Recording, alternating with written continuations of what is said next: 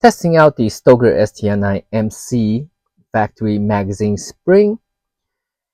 I have the Stoeger STR-9MC and it is empty in the chamber.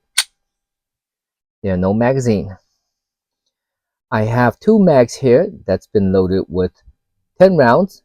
The max capacity is 11 rounds, but I only loaded 10 rounds. Now one of these mag has a Springfield Hellcat OEM factory spring, and the other one has the Stoeger STR-9MC factory spring. Now I don't remember which one is which, so we'll see after I unload this and test it on the gun itself. I have the magazine unloaded, and just by looking into the spring color, I can tell on the right we have the Stoeger STR-9MC OEM factory magazine spring installed in here, and on the left this is the Springfield Hellcat factory spring installed in this magazine. And let's see if I'm correct. Let's test out the right magazine first. You see, as I rack the slide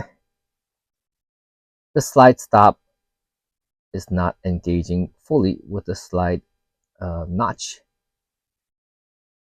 Okay. And this is the left mag. Let's see how the Springfield Hellcat magazine does. And as you can see, the slide stop engages the slide notch completely. So there you have it, folks. The Stoeger STR-9MC factory magazine comes with a spring a little bit weak.